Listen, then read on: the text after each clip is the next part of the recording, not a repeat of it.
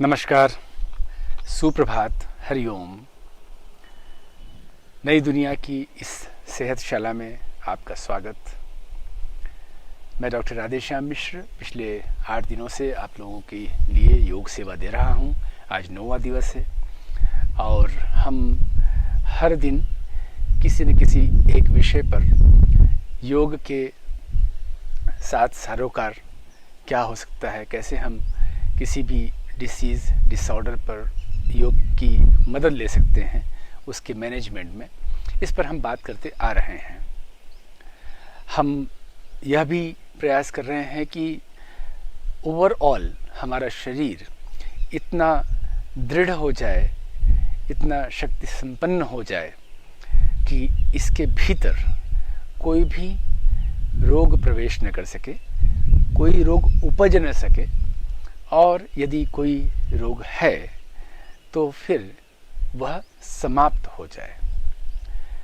मित्रों, यह यंत्र बेशकीमती यंत्र है, इसकी कोई कीमत नहीं हो सकती है, लेकिन हम जितना ख्याल इस यंत्र का रखना चाहिए उतना रख नहीं पाते हैं। हम तभी इसके प्रति सजग हो पाते हैं जब यह यंत्र कहीं न कहीं काम करना रोक देता है या दर्द दे देता है। तब कुछ ऐसे लक्षण दिखते हैं कि अब इस पर ध्यान देना पड़ेगा।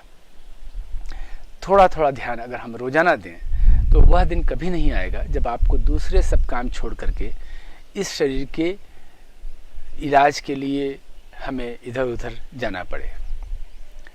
इस यंत्र की बहुत आप वैल्यू कीजिए, इसको आप सबसे पहले रखिए।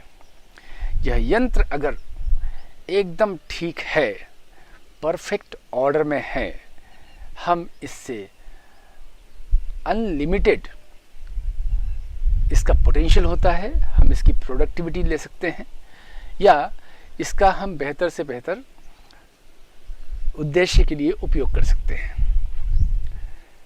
हम आए हैं इस संसार में, जब जाएं तब कुछ ऐसा छोड़ करके जाएं जो धन नहीं हो, जो स्वर्ण आभूषण नहीं हो, लेकिन हमारे काम, हमारे द्वारा किए हुए कुछ इन्वेंशंस, हमारे द्वारा किए हुए कुछ ऐसा स्थायी कार्य जिसे पूरी पीछे के लोग हमारे प्रति एक आभार का भाव रखें कि वे आए थे और उन्होंने हमें यह देके गए हैं।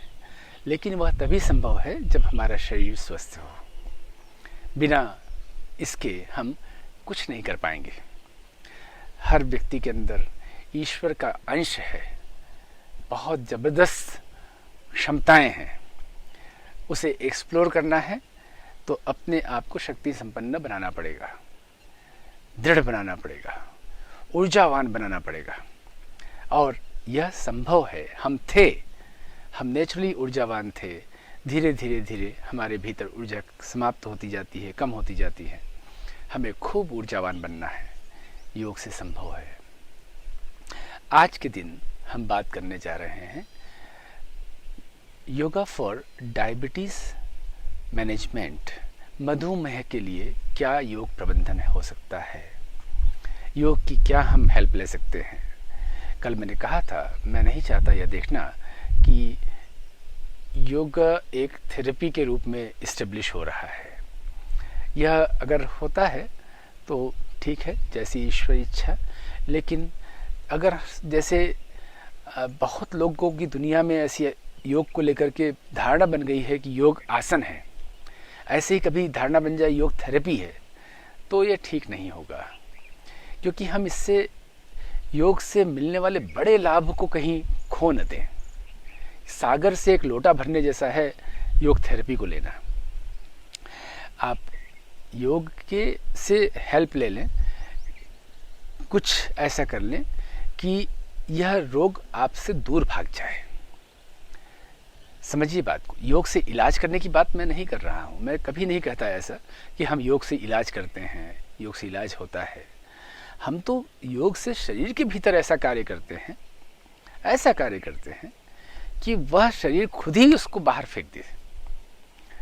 मुझे बहुत साल पहले एक बड़े रोग ने घेर लिया था और कोई उम्मीद नहीं बची थी कि मैं आगे जीवित रह पाऊँ या नहीं। मेरे गुरु मुझे मिले, उन्होंने जरा भी मेरा इलाज नहीं किया। उन्होंने मेरे शरीर को थोड़ा शक्ति संपन्न बनाने का प्रयास किया और वो उसमें ऊर्जा भरती गई। यही आसनों से, इन्हीं प्राणायामों से, इन्हीं क्रियाओं से और थोड़ा ध्यान, मन में बदलाव, सोच में बदलाव, अपनी दृष्टिकोण में बदलाव, यह सब करते करते अचानक से एक नया शरीर बन गया। एक इसी दिखने वाले शरीर के भीतर एक नए शरीर का जन्म हुआ और उस नए शरीर में कोई बीमारी नहीं थी। ये बाहर वाला जो शरीर उस वक्त था वह जाने कहाँ चला गया। अब यह स्वस्थ शरीर जो प्राप्त हुआ उसको फिर ईश्वर की ऐसी कृपा रही कि लगातार उस पर योग की साधना चलती रही, तो यह शरीर पूर्ण रूप से स्वस्थ शरीर दिख पाता है। साथियों, आप भी योग का इसी प्रकार से उपयोग कीजिए, इससे इलाज मत कीजिए। मैं रिपीट कर रहा हूँ, योग से इलाज मत कीजिए, योग को थेरेपी के रूप में मत लीजिए। योग से शरीर को ऐसा बनाना है कि रोग भाग जाए, डिसऑर्डर्स डिसअपीयर हो जाए, शरीर के भीतर ऐसी हार्मनी आ जाए, ऐसा पूरा बैलेंस आ जाए, संतुलन आ जाए, समत्वम आ जाए कि कहीं कोई भी दबा छुपा इधर उधर कोई भी डिसऑर्डर है, गायब, सब कुछ एकदम ऑर्डर में, सब कुछ एकदम परफेक्शन के साथ संभव है। हम देखते हैं यह प्रकृति में जितने भी जीव हैं, कैसे उनका जीवन, कैसे उनका शरीर, कैसे उनके सारे तंत्र एकदम परफेक्ट ऑर्डर में रहते हैं और पूरी उम्र को जी करके वह एक प्राकृतिक मृत्यु को प्राप्त करते हैं। और हम मनुष्य कैसे कैसे इतनी बुद्धिमान होने के बावजूद, इतने पढ़े लिखे होने के बावजूद, ऐसी वैज्ञानिक सारे व्यवस्थाओं के होने के बावजूद अप्राकृतिक मृत्यु को प्राप्त हो जाते हैं। समय से पहले हम असहाय से होकर के समाप्त हो जाते हैं, कोई नहीं बचा पाता। तो हमें योग से क्या लाभ लेना है?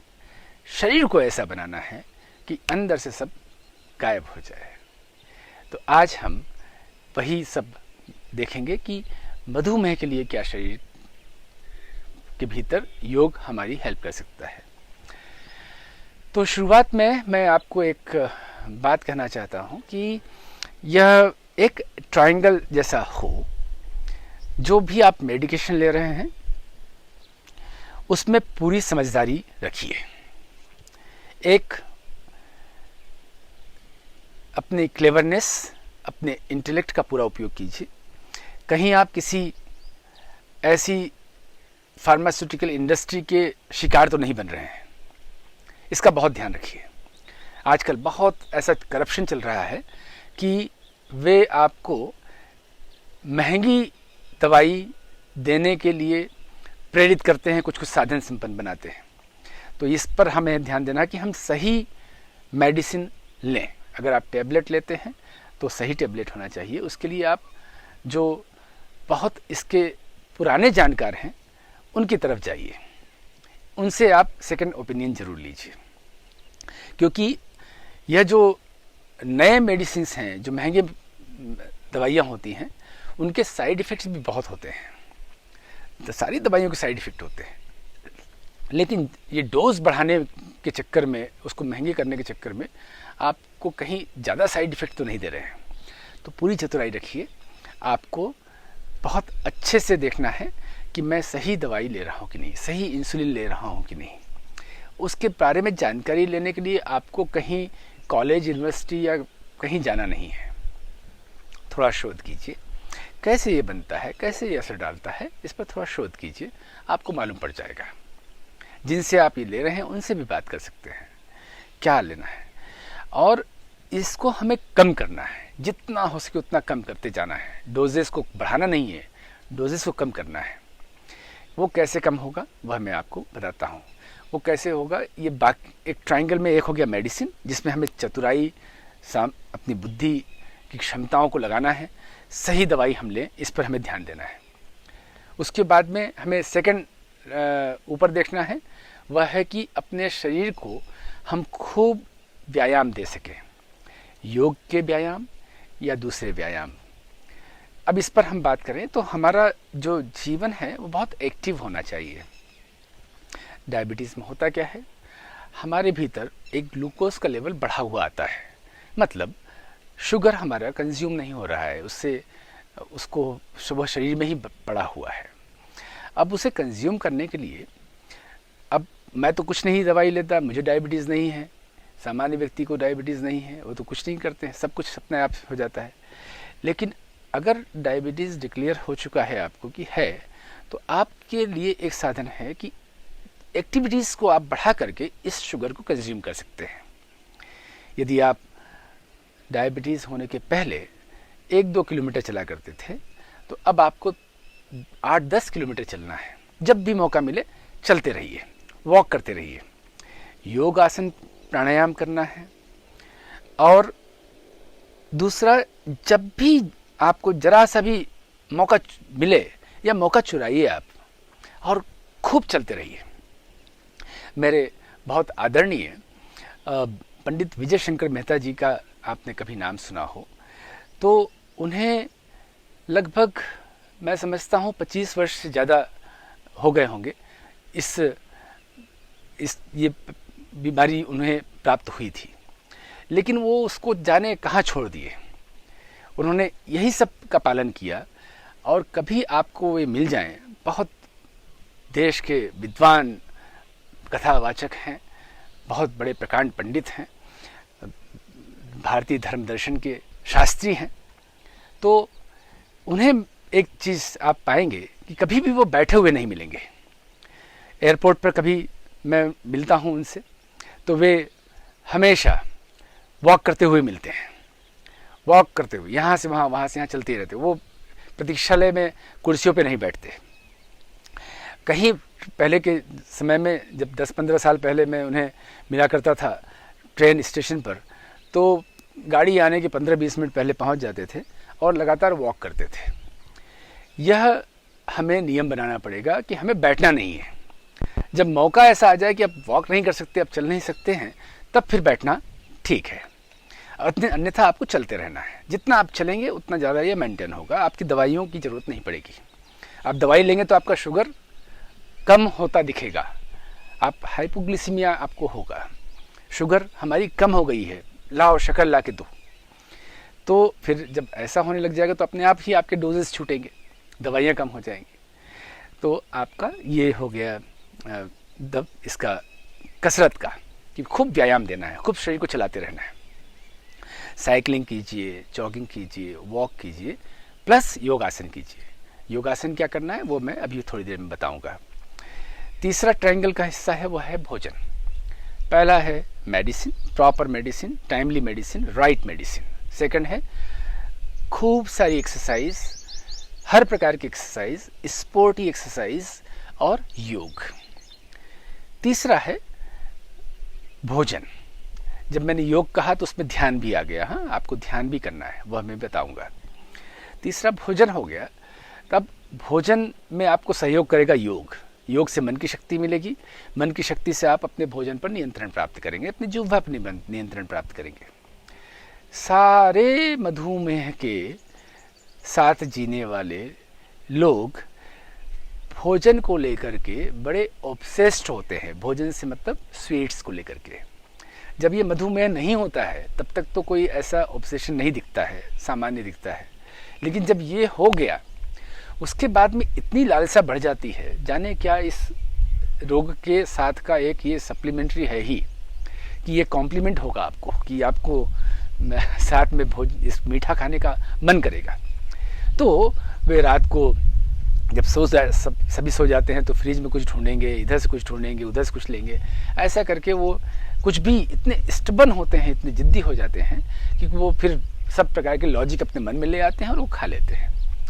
तो योग के ध्यान, योग में जब योग का जो एक उच्चतम अंग है ध्यान, उसे आप अभ्यास करते हैं तो धीरे धीरे संयम, धैर्य और नियंत्रण, यह सब हमें प्राप्त होता है।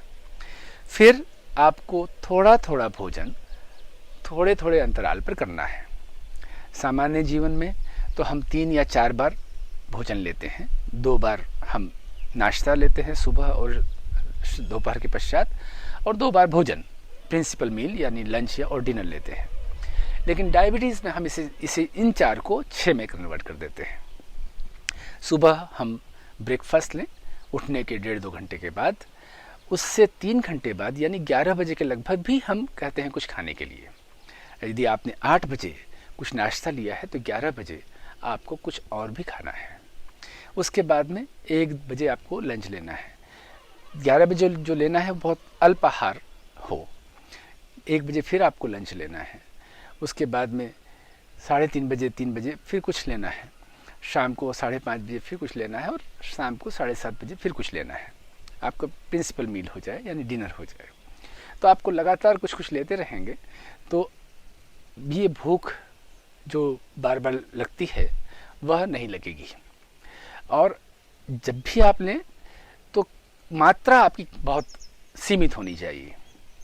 बार बार इसलिए करवाया जा रहा है क्योंकि जो आप टोटल 4 बार में लेते हैं उसको हमें पहले कम करना है। मान लीजिए आप 4 बार में 1 किलो भोजन कर रहे हैं, तो अब उसको 800 कर लीजिए और 800 को 6 बार में भाग दीजिए। मतलब 125 ग्राम आपको 6 बार में लेना है। ऐसा करना है। ऐसा ना हो कि 6 बार भोजन करने के चक्कर में हम ज़्यादा खाना खा लें। भोजन कम करना है और उसको बांटना है। थोड़ी थोड़ी देर में कुछ कर लीजिए। और इस रूटीन को लेकर भी बहुत ऑब्सेशन मत रखिए कि मुझे 6 ऐसे ही करना है, क्योंकि बहुत जिद्दी हो जाते हैं डायबिटीज़ लोग, साइकोलॉजिकली एक इफेक्ट आता है उसका। तो हमें यह ध्यान रखना है कि कभी यात्रा के कारण, किसी काम के कारण कुछ ऐसा हो गया तो आप उसमें चिंता न कीजिए। जब भी आपको मौका मिले तब आप इसको पालन कीजिए। नहीं मौका मिलता है छोड़ दें ईश्वर के ऊपर, आगे बढ़िए। अगर आप कसरत पर ध्यान दे रहे हैं, योग पर ध्यान दे रहे हैं, तो इन सब भोजन वगैरह का बहुत ज़्यादा आप चिंता ना करें। तो पहला proper medicine, right medicine, timely medicine. दूसरा योग, ध्यान, कसरत, व्यायाम, जॉगिंग, साइकिलिंग, स्विमिंग आदि जितना भी प्रकार के आप कुछ भी एक्टिविटी में भाग ले सके उसमें जाइए और आगे बढ़ते रहिए। तीसरा भोजन पर नियंत्रण प्रबंधन। और जब भोजन के नियंत्रण प्रबंधन की बात करते हैं तो उसमें लो कैलोरी डाइट पर हमें खूब रहना है। मिल्क एंड मिल्क प्रोडक्ट्स से बचना है। स्वीट्स से पूरी तरह बचना है। आप नेचुरल स्वीटनेस को उपयोग कर सकते हैं। आप खारक, बादाम, किशमिश को जैसे शक्कर लेते हैं वैसे ले सकते हैं। ऐसा ना हो कि मैंने बोल दिया खारक बादाम तो आप आधा किलो 200-250 ग्राम खा रहे हैं। नहीं, जैसे शक्कर का उपयोग करते हैं 1 चम्मच, ऐसे ही 1 खारक का उपयोग कीजिए। 10-20 दाने मनक्का का या रेजिन का उपयोग कीजिए। आप अंजीर लीजिए। इस प्रकार के स्वीट्स का आप पर जाइए। गुड़, मिश्री और शक्कर आदि को हमें अवॉइड करना है। अवॉइड मतलब पूर्णतः अवॉइड कीजिए ना। काहे को आप ऐसा सोच रहे हैं कि थोड़ा सा लेने तो चल जाएगा। Stop it. You got a very good reason to take it out from your life. ये आपको बहुत अच्छा अवसर मिल गया है, कारण मिल गया है इसे जीवन में से निकालने का। ये बहुत अच्छा नहीं होता है। ये जो प्रोसेस्ड शुगर है इसके दुष्परिणाम हमारे शरीर में आते हैं। तो अभी तो हमें अच्छा मौका मिल गया है। डायबिटीज़ हो गई है, मैं तो सोचता हूँ मुझे हो जाए तो मैं लोगों को बोल सकूँ कि इसमें शक्कर है, मैं नहीं खाऊंगा। तो नहीं लेना है। मिल्क एंड मिल्क प्रोडक्ट्स जितने भी हैं उन्हें अवॉइड करना है, क्योंकि इसे पचाने में बहुत ऊर्जा लगेगी और आपके पास ऊर्जा की कमी है।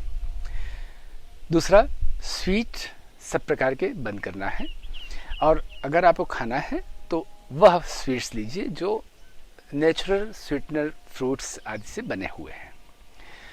फलों को आप ले सकते हैं, लेकिन उसमें बड़े साइज़ के जो फल होते हैं उस पर ज़्यादा जाइए। यानी कि पपीता, तरबूज, खरबूजा आदि जितने भी ये मेलन, मस्ट मेलन वगैरह होते हैं, इसको हम ज़्यादा लें और इससे पेट को भरें।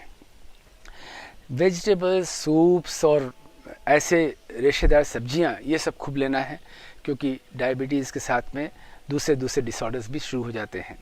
और इसके लिए हमें रेशेदार सब्जियां लेना ज़रूरी है, जिससे कि कहीं हमारा इनडाइजेशन नहीं हो, हमारा कॉन्स्टिपेशन नहीं होना चाहिए। साथियों, ऐसा कहते हैं, बहुत कॉमनली सुनने में आता है कि जिस किसी को डायबिटीज़ हो गया उनकी आँखों की रोशनी कम होती जाती है, ज्योति कम होती जाती है, आँखों की प्रॉब्लम होती है। जिस किसी को डायबिटीज़ हो गया उनको हार्ट की, ब्लड प्रेशर की समस्या हो जाती है, क्रोनिक स्टेज पर आकर के किडनी चली जाती है, और अगर कहीं घाव लग गया है तो वो घाव भरता नहीं है, यूरिनेशन की फ्रीक्वेंसी बढ़ जाती है। इसमें डायबिटीज़ रोग या मधुमेह में जो आपके पेंक्रियाज ने काम करना बंद कर दिया है, या उसके इंसुलिन ने उसका असर डालना बंद कर दिया है, इसमें कितना ये जिम्मेदार है वह एक संशय है। लेकिन इसके लिए लिए जाने वाली दवाई इसके लिए पूर्ण रूप से जिम्मेदार है। अगर हम लगातार दवाई लेते रहते हैं तो उस दवाई के साइड इफ़ेक्ट की वजह से हमें ये सब रोग होते हैं। ये मैं आपको तमाम बहुत सारे लोगों के अनुभव के आधार पर यह बता रहा हूँ कि हमें दवाई के डोजेस को कम करना है और कोशिश कीजिए कि आपके जीवन में से ये चले जाएं। अब आते हैं हम योग क्या करें। तो उसके लिए चलिए हम अब आते हैं प्रैक्टिकल योग पर, और फिर बीच बीच में कुछ और भी बातें हम लोग करेंगे। शुरू करते हैं। तो आपको अगर मधुमेह है या होने के चांसेस दिख रहे हैं, क्योंकि ऐसा बहुत क्लियरली सब लोग कहते हैं कि यदि आपके माता पिता में से किसी को है, आपके परिवार में किसी को है, यानी आपके ग्रैंड पेरेंट्स को भी है, तो आपको होने की संभावना बढ़ जाती है। या आपके पेरेंट्स को नहीं है, संभावना भी नहीं है, तो भी कोई ज़रूरी नहीं कि आपको ना हो। तीनों ही स्थिति में एक बात आप समझिए कि ऐसा ना हो कि आप वही योग ढूंढें जो पेंक्रियास पर ही असर डाले। साथियों, 99% ऐसे रिजल्ट्स हैं कि पेंक्रियास में एक बार गड़बड़ हुई तो उसमें कोई रिवाइव होने के, रिवर्सल के चांसेस नहीं होते हैं। तो हमें बहुत ज़्यादा उस पर फोकस करने की बजाय डायबिटीज़ का असर शरीर में जहाँ जहाँ होता है उन्हें हमें मजबूत बनाने पे लगाना है। आप समझ रहे होंगे मेरी बात। अभी मैंने कहा कि डायबिटीज़ का असर हमारी आँखों पे होता है, हमारे हार्ट पर होता है, हमारे ब्लड सर्कुलेशन पर होता है, किडनी पर होता है, और हमारे ब्लड सेल्स पर होता है। सेल्स पर यानी कहीं घाव चोट लग गया तो वो घाव नहीं भरता है, वहाँ पर जाकर के जो हीलिंग प्रोसेस है वो स्लो हो जाती है, ब्लड क्लॉट नहीं होता है। मतलब अपने जो ब्लड सेल्स हैं या सेल्स हैं वे अपने गुणधर्म को कम कर देते हैं। तो हमें योग ऐसा करना है जो इन सब के लिए हो, पूरे शरीर को शक्ति संपन्न बनाए, और डायबिटीज़ का असर हमें कहीं दिखे नहीं। भीतर है, ठीक है, लेकिन उसका असर नहीं दिख रहा है। कई सारे मित्र हैं, कई सारे हमारे साधक हैं जो इस पूरे प्रोग्राम का लाभ लेकर के मिनिमम मेडिकेशंस पर हैं, और या कुछ लोग छोड़ भी चुके हैं, ऐसे दवाई की डिब्बी छोड़ चुके हैं। लेकिन ये कमिटमेंट जब तक रहेगा तब कि मैं रोज़ाना योग साधना करूँगी, ये सब पालन करेंगे, भोजन का पालन करेंगे, तब तक यह काम का है। जैसे ही आपने वो कमिटमेंट छोड़ा फिर आपको मेडिकेशन पर रहना ही पड़ेगा, जाना ही पड़ेगा। तो आपको आसन जो करना है उसमें पूरे शरीर के लिए व्यायाम करना है। फॉरवर्ड हैंड स्ट्रेचिंग करना है, अपवर्ड हैंड स्ट्रेचिंग करना है, बैकवर्ड हैंड स्ट्रेचिंग करना है, पीछे से हाथ को ऊपर ले जाना है और पीछे इसको मोड़ना है, और आगे भी झुकना है। श्वास लेते हुए आना है, श्वास छोड़ते हुए जाना है, श्वास लेते हुए आगे। अब इसके ये जो 6 एक्सरसाइज है यह हमें रोजाना करना चाहिए। हाँ, forward hand stretching, upward hand stretching, backward hand stretching, back hand lifting, shoulder and neck rotate stretching, और फॉरवर्ड बेंडिंग। इसके अलावा अब हमें जो ध्यान रखना है वह है जॉगिंग वाला। मैंने आपको बताया था jogging at one place in yogic way. आप खूब एक जगह पे खड़े होकर के जॉगिंग कीजिए। और इसमें आप, चूँकि डायबिटीज़ है और हमें कंज्यूम करना है अपने शुगर को, तो आपको ये केवल 60 बार 100 बार पे नहीं अटकना है। आप हो सके तो सुबह भी कीजिए और शाम को भी कीजिए। आप ऑफिस में हैं, आप ऐसी जगह पर हैं जहाँ पर ऐसा कर सकते हो, कोई देखे नहीं, आपको शर्म नहीं आए, तो आप वहीं खड़े होकर कर लीजिए। बहुत अच्छा है ये, और इससे बहुत जल्दी आपके भीतर से वो शुगर कंज्यूम हो जाती है, शुगर लेवल आपका मेंटेन हो जाता है। ये नेचुरल वे है। अब आते हैं हम आसनों पर कि कौन कौन से आसन किए जाना चाहिए, कौन कौन से आसन हमारे लिए बेहतर हो सकते हैं। तो उसमें सबसे पहला आसन है हस्तपादासन। ये बहुत बार मैं पहले बता चुका हूँ, आज फिर बताऊँगा इस प्रोग्राम में कि कैसे हमें हस्तपादासन से मदद मिलती है। अब आप देखिए, श्वास लेते हुए हम जाते हैं इसमें ऐसे पीछे, श्वास छोड़ते हुए आते हैं। आप ये मेरे साथ कर सकते हैं, ऐसे नीचे गए,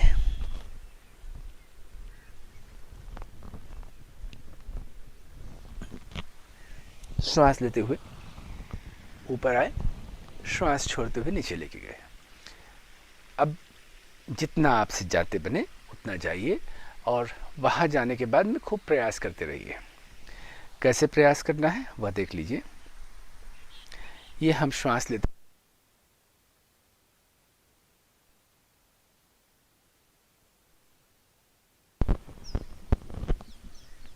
अब मान लीजिए आप इतना ही जा पाते हैं तो यहाँ रुक जाइए और बार बार ऊपर आइए, नीचे जाइए, ऊपर आइए, नीचे जाइए।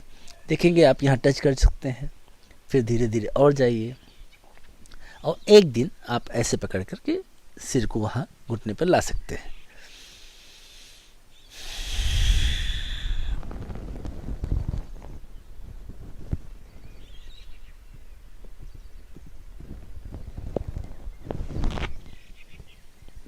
श्वास लेते ऊपर आए और पीछे से हाथ घुमाते हुए आ जाए। यह हस्तपादासन 3 बार किए जाना चाहिए। रूटीन में ऐसे डाल लें कि 3 बार यह कर लें, 3 बार और जो मैं आपको आसन बताने जा रहा हूँ वो कर लें। ऐसे कुछ 7 आसन मैं आपको बताने जा रहा हूँ। अभी हम बैठ जाएंगे, और बैठने के बाद पहला जो आसन है बहुत मशहूर डायबिटीज़ के लिए, वो मैं बताना चाहूँगा, मंडूक आसन। तो हम ऐसे पद्मासन में बैठ सकते हैं, अर्ध पद्मासन में बैठ सकते हैं, जिसमें आपकी इच्छा हो, या वज्रासन में भी बैठ सकते हैं। हम पद्मासन में बैठ सकते हैं, अर्ध पद्मासन में बैठ सकते हैं, या वज्रासन में भी बैठ सकते हैं। फिर ऐसे हम ये जगह जो रिब्स के नीचे वाली जगह है वहाँ पर हाथ रखना है और श्वास लेना है। श्वास छोड़ते हुए नीचे जाना है।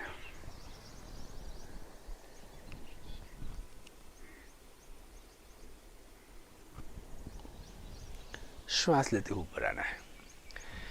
कितनी बार करें? 5 बार। श्वास लेना है, श्वास छोड़ते हुए जाना है, वहाँ जाके 6 सेकंड रुकना है, श्वास लेते हुए ऊपर आना है। प्राणायाम भी होता रहे और आसन भी हो जाए। एक बार और देख लें।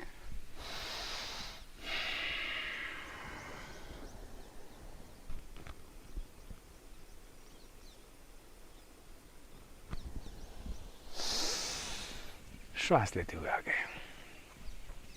यह मंडूकासन का अभ्यास निरंतर करते करते फ्लेक्सिबिलिटी आ जाती है। पहले इतना शायद न झुक पाएं, लेकिन हर दिन अभ्यास करेंगे तो यह बहुत आसानी से हो जाएगी। अगला आसन हमें जो करना है वह है योग मुद्रा। बहुत ही काम का आसन है, बहुत लाभकारी आसन है, और यह सीधे सीधे हमारे इन सभी ग्लैंड्स पे, यहाँ पर जितने भी सब कुछ है, सब पर असर डालती है। देखिए, ऐसे पीछे से कलाई को पकड़ते हैं, श्वास भरते हैं अच्छे से, श्वास छोड़ते हुए हम जाते हैं अपनी बाईं ओर और शरीर को जैसे झुकाते हैं यहाँ पर खूब दबाव पड़ता है। यहीं पर तो पेंक्रियाज है, दबाइए उसको, खूब दबाइए, शायद कभी रिवाइव हो जाए, शायद कभी कुछ असर हो जाए। और यदि मान लो नहीं है आपको डायबिटीज़, तो ये करने से पेंक्रियाज हमारा बहुत अच्छे से चलता रहता है। हाँ, तो इसलिए जाइए, श्वास लेते हुए आइए, श्वास छोड़ते हुए जाइए।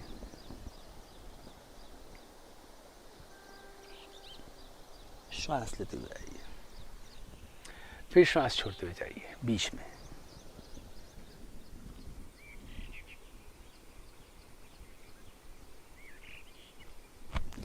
श्वास लेते हुए आइए। ये हमारा 3 बार इस योग मुद्रा को करना है।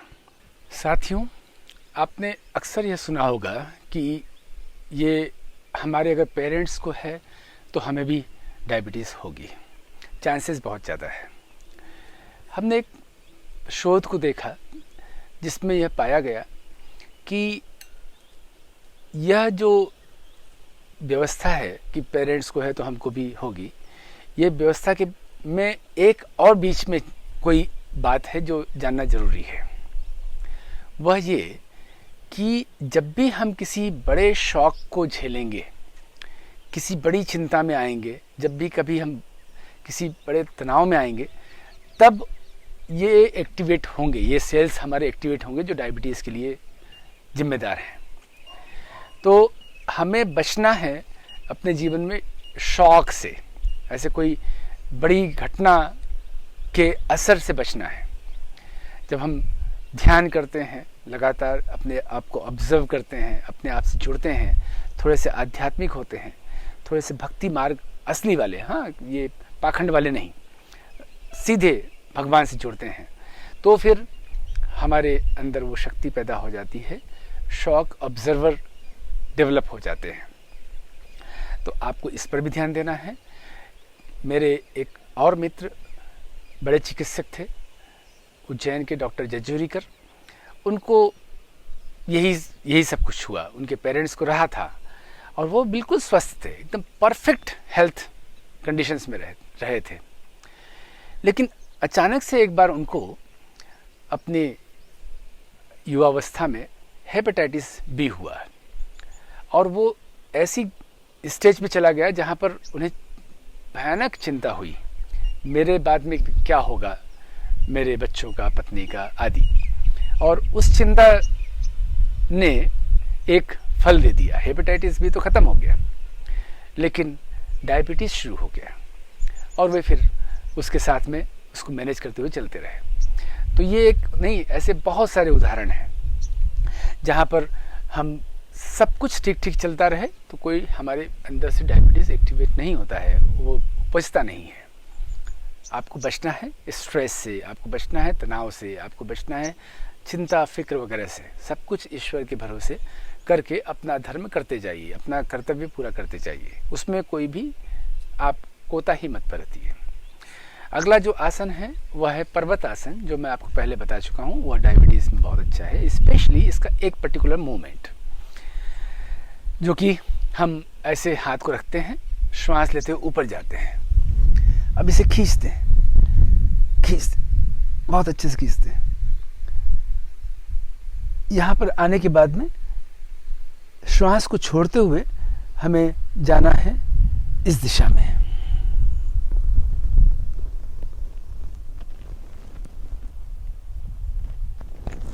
श्वास को लेते हुए आना है, श्वास को छोड़ते हुए फिर जाना है। इसमें और योग मुद्रा में बहुत बड़ा अंतर है, क्योंकि जब हम इसमें जाते हैं पर्वतासन में तो हम शरीर को आगे खींच पाते हैं, तो हमारे यहाँ दबाव और ज़्यादा अच्छा पड़ता है, दोनों तरफ, इधर भी और इधर भी। तो हमें ये वाला मोमेंट ज़्यादा अच्छे से करना है। आए और इस तरफ गए खींचते हुए, फिर आए और गए खींचते हुए, फिर आए और गए। हमें ऐसा 5 राउंड करना है, इधर गए आए, इधर गए, आए, इधर गए, आए, ऐसे 5 राउंड हमें करना है। तो यह हमारा पर्वतासन का वेरिएशन है, विशेष रूप से डायबिटीज़ वालों के लिए हमने डिज़ाइन किया है, बनाया है। अब हमें देखना है अगला आसन, वह है अर्ध मत्स्येंद्रासन। इसका भी बहुत असर होता है, विशेष रूप से हमारे भीतर की जो व्यवस्थाएं हैं उस पर, किडनी पर इसकी बहुत अच्छी व्यवस्था होती है। ये जो किडनी है यह भी हमारे एक इतनी चमत्कारिक व्यवस्था है हमारे शरीर के भीतर, जो रक्त की शुद्धि करता है।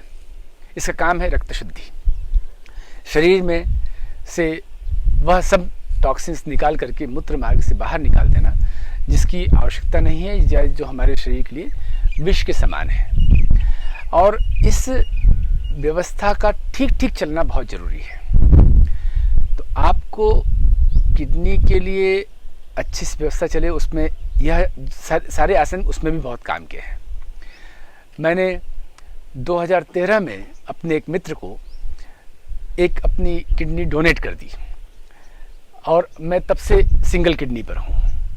लेकिन एक बात मैं आपको बताऊंगा तो आपको बहुत आनंद आएगा सुन करके कि इस किडनी की वजह से जो कुछ भी व्यवस्था शरीर में होती है वह सब मैंने अनुभव किया कि डोनेशन के बाद में ज़्यादा बेहतर है पहले की अपेक्षा, क्योंकि मुझे मालूम पड़ गया कि अब मेरे पास एक ही किडनी है तो मुझे ज़्यादा ध्यान देना है। जब ज़्यादा ध्यान देना शुरू किया तो मेरी सारी व्यवस्थाएं ही जो किडनी का फंक्शन का होता है वो सब और बेहतर हो गई है। Life with 1 kidney is better than life with 2 kidney. ये मैंने पाया कि लगातार मुझे या तो ईश्वर का आशीर्वाद मिला है कि उस डोनेशन की वजह से, या तो हमें कभी भी किसी को किडनी डोनेट करना पड़े तो आप चिंता न करें, बस डॉक्टरों की सलाह ले लें कि आपका शरीर स्वस्थ है कि नहीं, आपकी दोनों किडनी एकदम परफेक्ट है कि नहीं, जो दूसरी किडनी जो बचेगी शरीर में वह परफेक्ट होना चाहिए। तो वह सब मेरी चेक की गई, सब बराबर था, तो इसलिए एक दे दिया। कुछ नहीं होता है, एकदम परफेक्ट। आज मेरा ख्याल है 7 और 2 9 साल हो गए हैं, सब कुछ ठीक ठाक है। तो आप इसमें आगे बढ़िए, किडनी डोनेट कीजिए और लोगों को प्रेरणा दीजिए कि वे किडनी डोनेट करें, सब लोगों का जीवन बचे। अब अगला जो आसन है मैंने बताया कि अर्ध मत्स्येंद्रासन। तो पैर को ऐसे पहले सीधे रखते हैं, फिर एक पैर इधर लेते हैं, दूसरा पैर इधर लेते हैं। यह आसन मैंने कल भी बताया था और इसका लाभ हम लेते हैं अपने डायबिटीज मैनेजमेंट के लिए। ये ऐसे हाथ हो गया,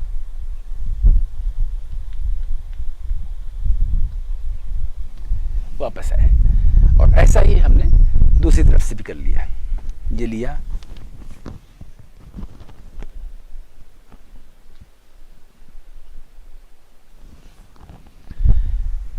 ये हमें स्टैटिक वे में करना है, जाना है, आना है, लेकिन वहाँ पर रुकना भी है। लगभग 1 मिनट 2 मिनट जितना आप बढ़ा सके धीरे धीरे बढ़ाइए और वहाँ रुकिए। इसके बाद में एक आसन हमें करना है लेट करके, और वह आप देखिए, और साथ में फिर उसके इसे कहते हैं ऊर्ध्व नौकासन। अब आप देखिए कैसे किया जाता है। ये हम लेट गए और लेटने के बाद में हम पेट के बल लेटे हैं, दोनों पैरों को ऐसे दूर दूर रखना है, दोनों हाथ ऐसे सामने रखना है, और फिर हमें शरीर के दोनों हिस्से को ऊपर उठाना है एक साथ में। ये गए ऊपर और वापस आए। बहुत आसान है, लेकिन इसमें धीरे धीरे आगे बढ़ना है। शुरुआत में थोड़ा कम जाना है, फिर धीरे धीरे आगे बढ़ना है और आगे बढ़ना है, और खूब अच्छे से फिर करना सीखना है। ऊर्ध्व नौकासन, नौका के समान हमें ऊर्ध्व होना है। देखिए एक बार,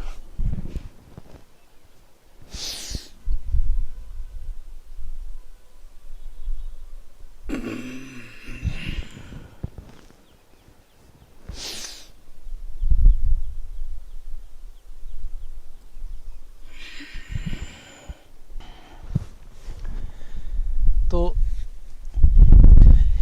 यह हुआ नौकासन, ऊर्ध्व नौकासन, और इसके बाद हम करेंगे एक और आसन जो बहुत ज़रूरी है, बहुत अच्छा है डायबिटीज़ के लिए, और उसके लिए हमें सीधे लेटना होगा। इसका नाम है वक्रासन। वक्रासन हमने खड़े होकर के भी किया था शुरुआती दिनों में, और इसको लेट करके भी किया जाता है। विशेष रूप से डायबिटीज़ के जो लोग होते हैं उन्हें मैं लेट करके करने के लिए सजेस्ट करता हूँ। तो ध्यान से देखिए कैसे किया जाता है और कीजिए, साथ में समझिए अच्छे से। ऐसे हम पैर को मोड़ के रखते हैं, श्वास लेते हैं, श्वास छोड़ते हुए लेके जाते हैं एक तरफ, दूसरी दिशा में देखते हैं। श्वास लेते हुए आते हैं और श्वास छोड़ते हुए अब इधर जाना है और दूसरी दिशा में देखना है। श्वास लेते हुए आए, श्वास छोड़ते हुए गए। ये पूरा खिंचाव आपके घुटने से लेकर के कंधे तक, पूरे हाथ तक मिलता है। आए श्वास लेते हुए, श्वास छोड़ते हुए गए।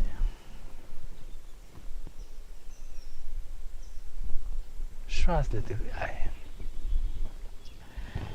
यह बहुत ही अच्छा आसन आपकी कमर के लिए तो है ही, आपके पूरे स्पाइन के लिए है, पैरों के लिए है, क्योंकि ये सब अंग हैं जो प्रभावित होते हैं डायबिटीज से। अब हम सबसे ज़रूरी जो आसन है जो हमारे सर्कुलेटरी सिस्टम को ठीक रखती है, वह है हमारा यष्टिक आसन। तो इसे हमें ज़रूर इंक्लूड करना है इस प्रोग्राम में, कि हम ये ज़रूर करें, और 5 बार करें, 7 बार करें, या 10 बार भी करें। समय हो तो 10 बार भी कर सकते हैं। श्वास लेते हुए हाथ को ऐसे ऊपर ले जाना है, दोनों हाथ को ऊपर खींचना है और पैर को नीचे खींचना है। दोनों तरफ से आपको अच्छे से खींचना है, खूब अच्छे से खींचना है। श्वास छोड़ते हुए वापस आना है। श्वास लेते हुए जाना है, खींचना है अच्छे से, खूब अच्छे से, जितना हो सके उतना खींचना है। श्वास छोड़ते हुए वापस आना है। श्वास लेते हुए गए और यहां पर रह करके श्वास को रोक करके पूरा शरीर ऊपर और नीचे खींचना है।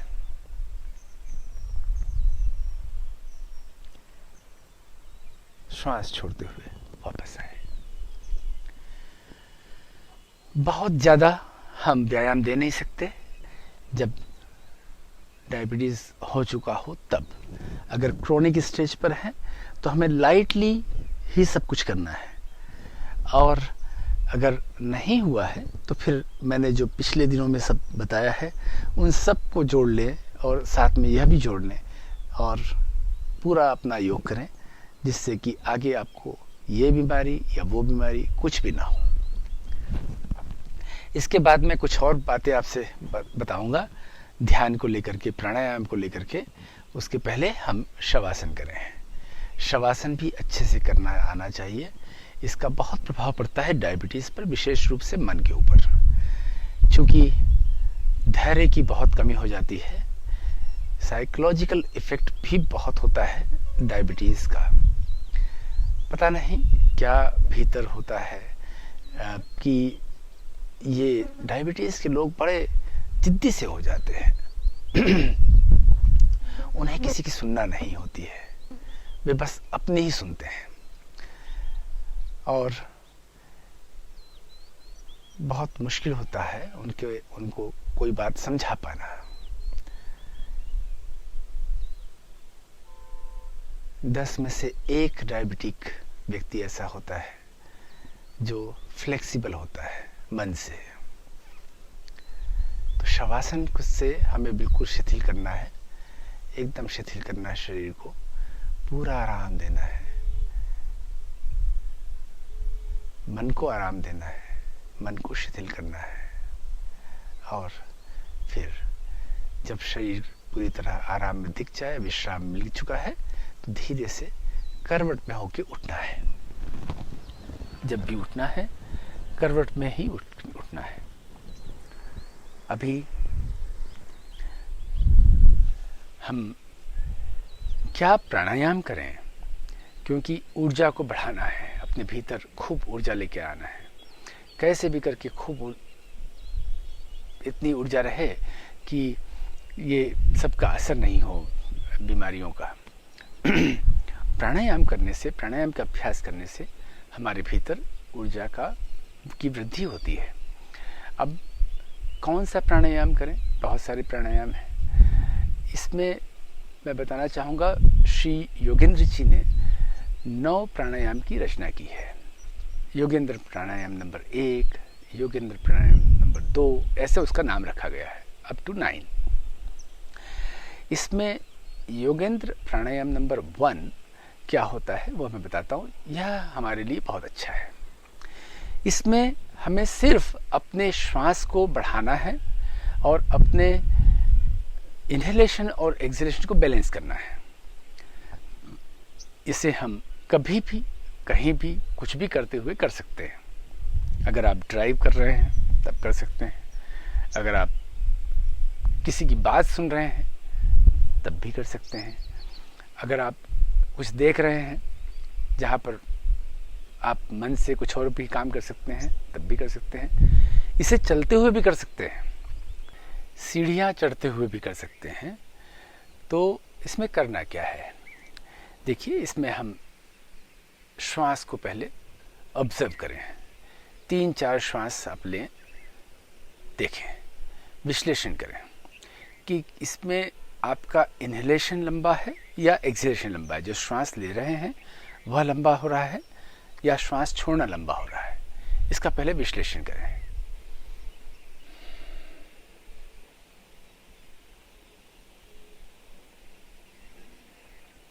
राइट? अब हमें ऐसी चुटकी बजाना है या मन में काउंट करना है। पहले हम 3 सेकंड में श्वास लेंगे, 3 सेकंड में छोड़ेंगे, फिर 4 में लेंगे, 4 में छोड़ेंगे, फिर से बढ़ाना है 5, फिर 6 करना है। 6 करना ठीक है, उसमें अभ्यास भी बनाना है। देखिए, छोड़ा श्वास,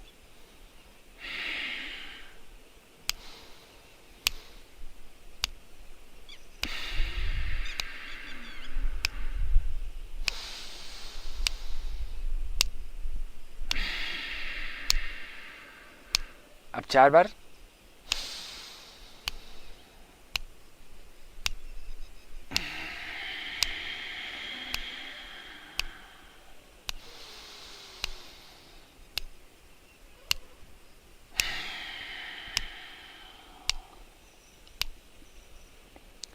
तीन बार करिए। 3 बार 3 सेकंड, 3 बार 4 सेकंड, फिर बढ़ाइए 5 सेकंड कीजिए।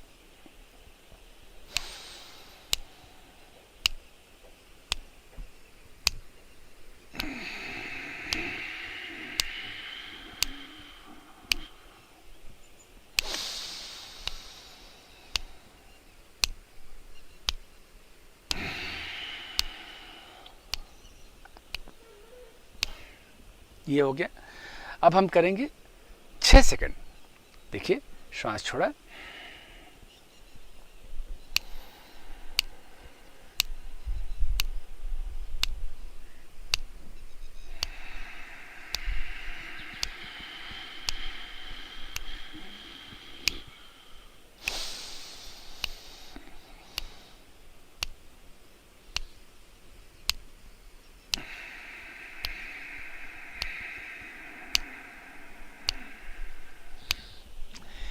ये जो 6 सेकंड वाला है यह हमें लंबे समय तक के लिए करना है।